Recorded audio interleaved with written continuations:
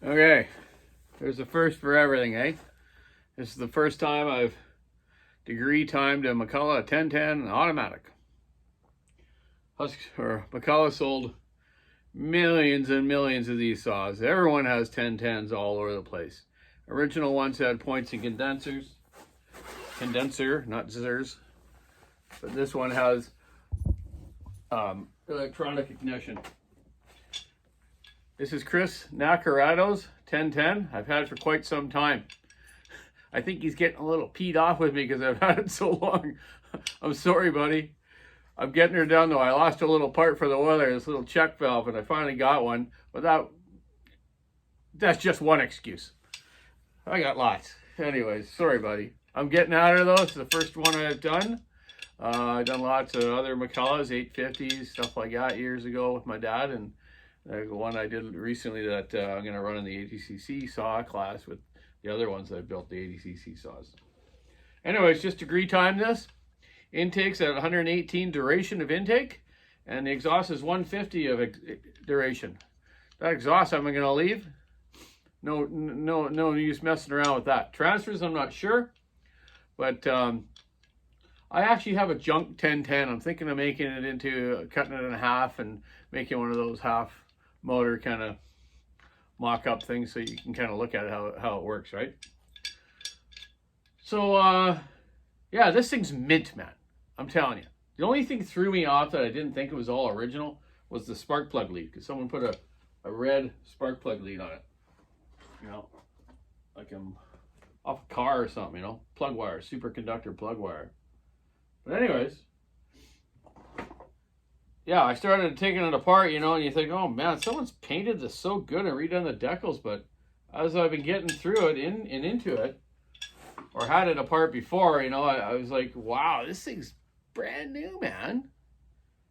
It's really amazing. So I got it all degreed in here. Now I'm going to take it apart. So bear with me. Let's take it apart. I got the screws loose. I'll just take the timing wheel off and we'll rip it apart and look inside of it. See what kind of carbon it's got in it or anything, or any lines in the piston. Let's have a look. Okay, we'll get it off there. Me and my old McCulloch. Old song, eh? Fucking knows that one. He likes his McCullochs. Yeah, so yeah, the 1010. Yeah, I don't know if it's the world's most sold saw ever, but gotta be pretty close, man. Everyone had them. It'd be cool to get one. I have seen some years ago. I think they had full wrap handlebars, but I could be wrong. I might be thinking of a different model. Okay, so three wheels off. Let's take our little bar mount off. I just use this Husqvarna light bar to put on the bar studs here so I can put it into my vise to hold it. A little hard to do without that. Usually I'll use the dog off the saw if it's on the saw, then I'll dial it in that way. Or some cylinders, if I don't have the motor, I'll put it onto one of my chassis and do up. Alright, there's that off. The bar nuts for this. Spacers. Had to break out some tools, man. Some standard tools. Everything's metric these days, right? Like these case bolts. Here we got quarter inch driver and 5/16.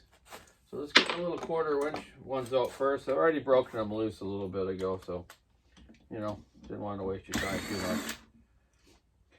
These are like what you call like a sort of a bucket motor, eh? You know, they got the two halves, so it's kind of hard to shave the head down to get better squish if you wanted, which I never did measure the squish, but I will after I put it back together after I check it out, my port timing that I do. I'm going to move the intake to around, I think about 140. I don't want to go too much more than that. 150 to 160 is normally what I run most intakes. And exhaust, roughly around the same.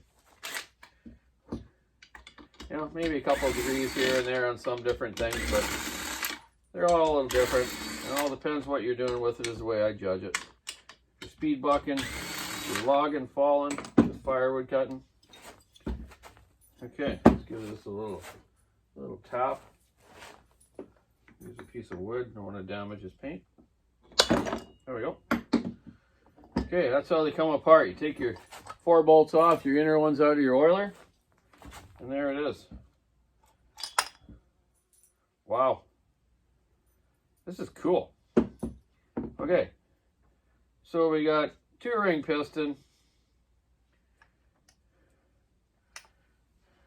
Perfect shape. Put half over there.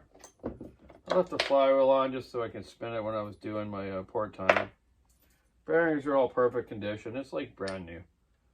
Okay, there's a little bit of some lines on the piston. It's kind of weird.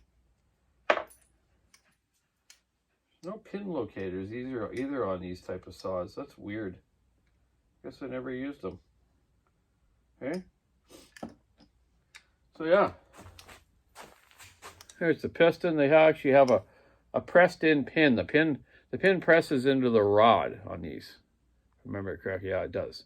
So you got to have a tight fit there. And you got your little cap screws in the bottom. Cylinder. Interesting. So the intake port, yeah, there's room to play with that if I want to. I might go down on it. There's lots of meat there. Then you got the pulse hole there too, eh?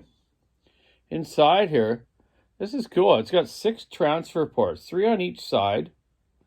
Really nice long transfer ports. You see that? See that? Pretty cool. And 2 exhaust ports, like a real small combustion chamber. You guys see that up there? Hey, that's the Hemi golf ball effect. That's what I call it. Nice tight pocket. Yeah, I should have checked the squish first, but I will when I put it back together when I check my port timing out. So yeah, very, very cool design cylinder. I bet you these things go pretty well, you know. I think getting a little more intake timing will make a good difference. But I'm still interested in what the transfers are at. We'll see if I can put my scope light in there and figure that out. Should be able to. So yeah, the exhaust itself. There, see? 2 ports. They must use that web in the middle, I would say. So because they don't have pin locators, the rings will turn around and as the thing runs. You know, so it's not going to get hung up in the exhaust port. Interesting. So yeah, look at it. No carbon. This thing's like brand new. This will be fun. Quite an open muffler on these. If you look at it,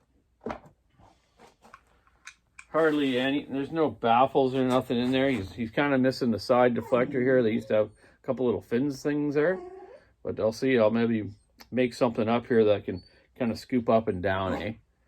No need to chop anything out of that. Leave it as original as we can. I think the porting will make the biggest difference. Muffler gain on these, I don't think it's a huge thing unless you had the type like an 850 and stuff where they had a little reed valve in there. That was like a tuning thing for those 850s. Hey Foz, what's going on? You want to go outside? Sorry guys, let's let the dog out. Say hi to everyone, Foz. Okay, just bark at him. Go.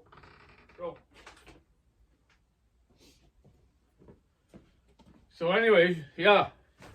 Cool saw. It has a great Walbro SDC carburetor, looks like. Yeah, SDC.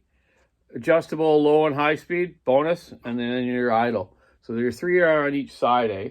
With these 2 are quite hard to adjust. There's no like opening on the side of the tank here when the carb's on, eh? So you gotta kind of take the top cover off and filter, then you can have an angled screwdriver and get down at the jets. So they got them angled just right, it looks like. So anyways, Chris, sorry about the wait, but I'm finishing it off today.